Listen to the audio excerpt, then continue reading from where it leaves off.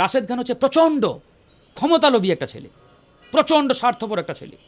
আপনি একটাবার চিন্তা করেন তো যে আপনি বাংলাদেশের একটা নিবন্ধিত রাজনৈতিক দলের জেনারেল সেক্রেটারি এবং সেই সাধারণ সম্পাদকের চেয়ারে থাকা অবস্থায় আপনি আপনার হাজার হাজার নেতাকর্মীর কথা চিন্তা না করে আপনি আরেকটা দলে যোগ দিয়ে আপনি এমপি হওয়ার স্বপ্নে বিভোর হয়ে গেলেন।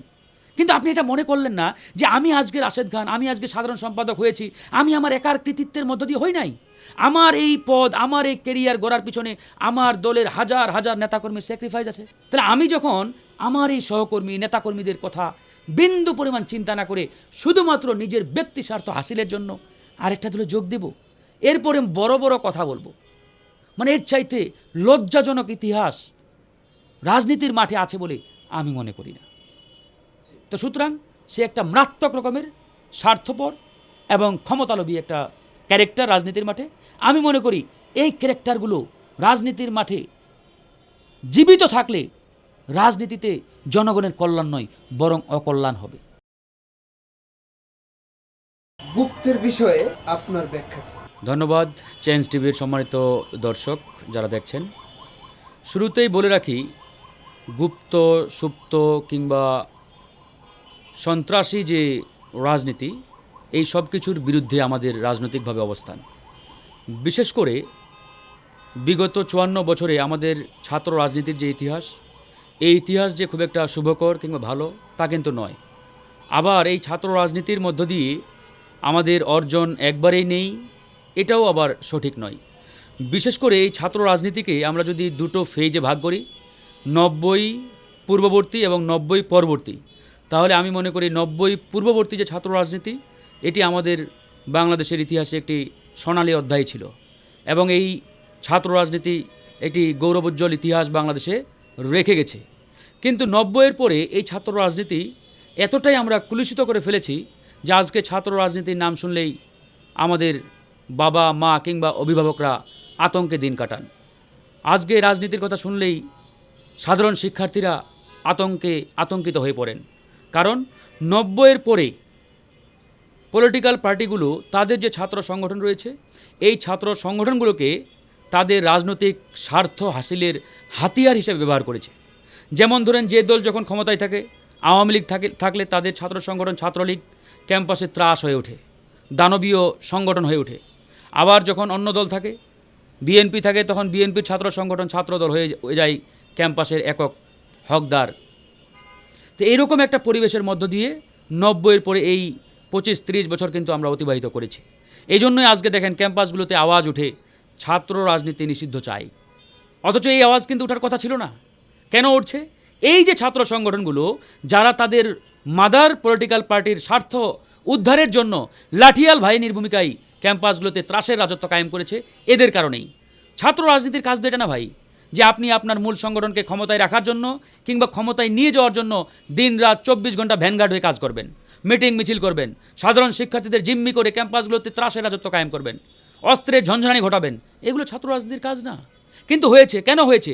ওই যে মূল সংগঠনগুলো, মূল পলিটিক্যাল পার্টিগুলো, তাদের যে মাদার বডিগুলো, এগুলোই তাদেরকে লাঠিয়াল বাহিনীর ভূমিকায় ব্যবহার করেছে। এখান থেকে বেরিয়ে আসতে হবে। এবার আসেন আরেকটি বিষয়, আরেকটি দিক দিয়ে যদি আমরা এটাকে ব্যাখ্যা করি, এই যে গুপ্ত সুপ্ত যেটাই বলুক না কেন, ধরেন আপনি যদি ক্যাম্পাসে কোনো ফৌজদারি অপরাধে যুক্ত হয়ে থাকেন বা আপনি যদি কোনো ক্রিমিনাল অফেন্স করেন, এটা বাংলাদেশের আইনত দণ্ডনীয় একটি অপরাধ এবং এর বিরুদ্ধে আমরা, ধরেন আপনি ক্যাম্পাসে অস্ত্রের ঝঞ্ঝানি ঘটাচ্ছেন, কাউকে মারপিট করছেন, কাউকে জোরপূর্বক কোনো অন্যায় কাজে ইনভলভ করার জন্য বাধ্য করছেন, প্রত্যেকটা কাজ কিন্তু বাংলাদেশের ফৌজদারি কার্যবিধি অনুযায়ী অপরাধ। এখন আমি যদি প্রশ্ন করি, এই যে গুপ্ত, মানে গুপ্ত জিনিসটা কি আমি না আজও আসলে ক্লিয়ার বুঝলাম না, এর সংজ্ঞাটা কি, ব্যাখ্যাটা কি? অনেকেই বলার চেষ্টা করেন যে গুপ্ত মানে যে আসলে নিজের পরিচয় গোপন রেখে রাজনীতি করে। হ্যাঁ, পরিচয় গোপন রাখাটা নৈতিকভাবে সঠিক নয়, কিন্তু পরিচয় গোপন করে কেউ যদি ভালো কাজ করে, এটা কিন্তু বাংলাদেশের আইন অনুযায়ী কোনো অপরাধ না। যেমন ধরেন আওয়ামী লীগের আমলে বিভিন্ন রাজনৈতিক দলের নেতাকর্মীরা ছদ্মবেশে রাজনৈতিক মিটিং মিছিলে কিন্তু অংশগ্রহণ করেছে, শিবিরও করেছে, আবার বিএনপির অনেক নেতাকর্মীও করেছে।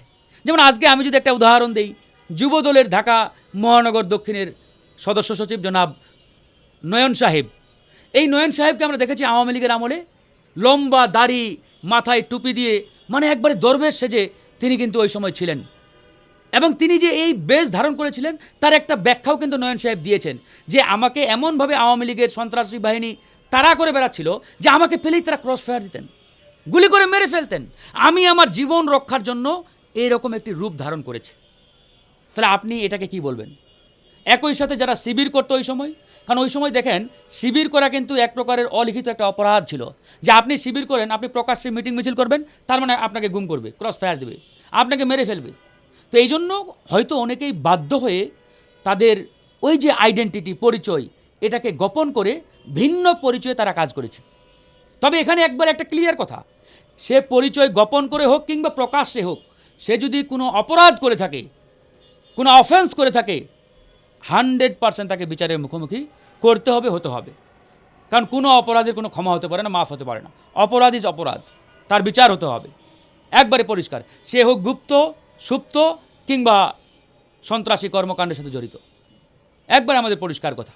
এখন আপনি কাউকে কোনো ট্যাগ দেওয়ার ক্ষেত্রে বা আগে এই জিনিসটা আপনাকে চিন্তা করতে হবে যে এটা আসলে বাংলাদেশের যে এক্সিস্টিং আইন রয়েছে, বিদ্যমান যে আমাদের লসগুলো রয়েছে, এই বিদ্যমান আইন অনুযায়ী আসলে অপরাধ কিনা, অফেন্স কিনা। যদি বিদ্যমান আইন অনুযায়ী অপরাধ না হয়ে থাকে, আপনি কিন্তু আইনগতভাবে তাকে আপনি জবাবদিহিতার আওতায় নিয়ে আসতে পারবেন না। হয়তো রাজনৈতিকভাবে ফায়দা নেওয়ার জন্য আপনি অনেক কথাই বলবেন, কিন্তু আপনি তাকে কোনোভাবেই ওই ইয়াতে ফেলতে পারবেন না যে সে অপরাধী। তো রাজনৈতিকভাবে তো আমরা অনেক কথাই বলি। তো আমার এখানে একটাই কথা, যে আসলে আমাদের এই গুপ্ত সুপ্ত কিংবা সন্ত্রাসী কর্মকাণ্ড যারা করছে, এখান থেকে ফিরে আসা উচিত।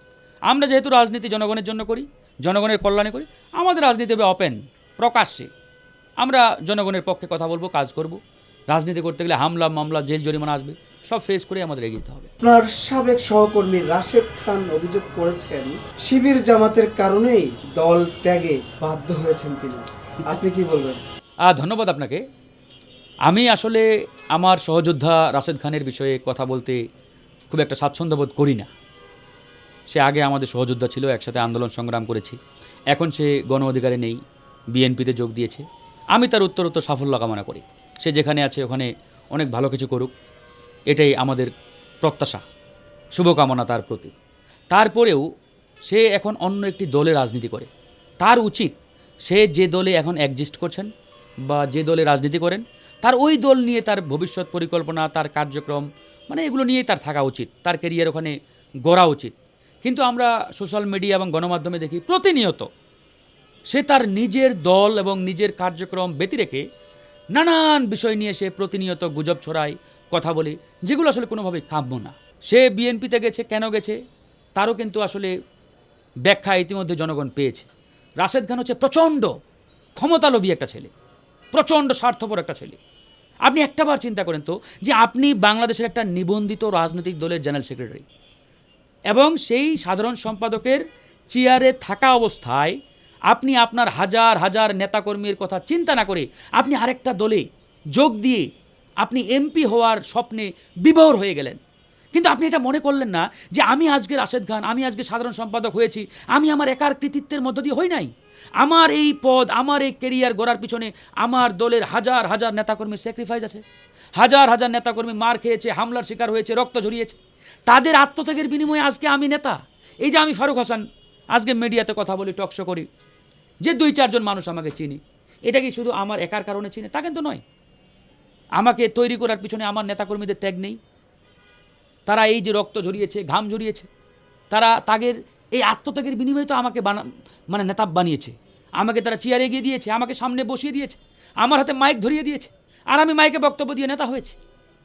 তাহলে আমি যখন আমার এই সহকর্মী নেতাকর্মীদের কথা বিন্দু পরিমাণ চিন্তা না করে শুধুমাত্র নিজের ব্যক্তি স্বার্থ হাসিলের জন্য আরেকটা দলে যোগ দেব, এরপরে বড় বড় কথা বলবো, মানে এর চাইতে লজ্জাজনক ইতিহাস রাজনীতির মাঠে আছে বলে আমি মনে করি না।